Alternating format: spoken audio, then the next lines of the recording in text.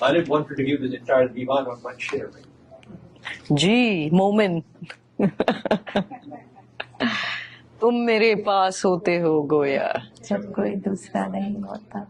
Could you take a shot at that one? Ji Could you, what is coming to your mind right now? Could you, आप इसे शरा करें. चलें, I'll do a मोमिन शेर for you. You know, once मोमिन की एक और शेर है बहुत खूबसूरत. You know that गजल, तू कहाँ जाएगी कुछ अपना ठिकाना कर ले, हम तो कल ख्वाब अदम में शबे हिजरा होंगे, फिर बहार आई वही दश्त नवर्दी होगी, फिर वही पाँव वही खारे मुगीला होंगे. Then he comes to this Makta which is उम्र सारी तो कटी इश्क बुता में मोमिन. उम्र सारी तो कटी इश्क बुता में मोमिन, आखिरी वक्त में क्या खाक मुसलमान होंगे. So I read this ghazal in front of my father who was from Lucknow. He said, हाँ अच्छा है लेकिन दिल्ली की जबान में है. I said, what do you mean? He said, भाई इसी मायने को हमारे उस्ताद बेखुद लखनवी ने लखनऊ की जबान में लिखा है. जी इरशाद बेखुद मोहानी, सेम मीनिंग. मोमिन शेर इज उम्र सारी तो कटी इश्क बुता में मोमिन, आखिरी वक्त में क्या खाक मुसलमान होंगे. बेखुद मोहानी, मरते मरते भी कहा ये मेरे काफिर दिल ने. अब काफिर मिस्र उला में आ गया तो मिस्र सानी में मुसलमान आना जरूरी है. मरते मरते भी कहा ये मेरे काफिर दिल ने, आज की और सही कल से मुसलमान होंगे.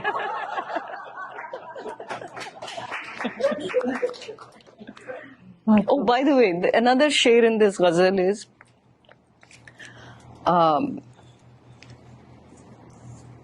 फिर बहार आई वही दश्त नवर्दी होगी. यानी बहार आई है, हम फिर Bahar means, you know, the spring is here, which means the lovers should be meeting instead. My beloved I cannot reach, so you know वो जुनून का आलम पागलों की तरह भागते फिरेंगे हम. फिर बहार आई वही दश्त नवर्दी होगी, फिर वही पाँव वही खारे मुगीला होंगे.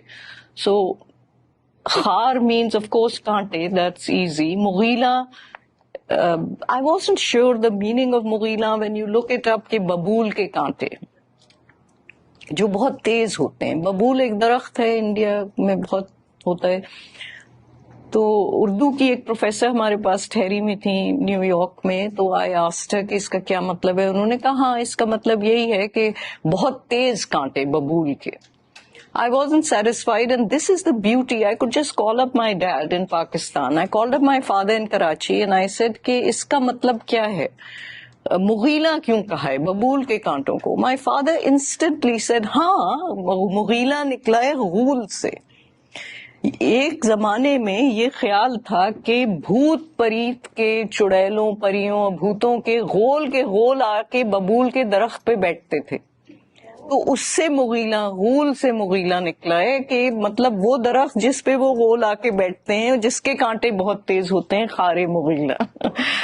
You see how the etymology of the word, the whole entire context and background, I mean that's the kind of education my dad had. उनको आप इस शेर से नहीं इम्प्रेस कर सकते थे मोमिन की गजल से, because he would say नहीं ये तो दिल्ली की जबान है ये.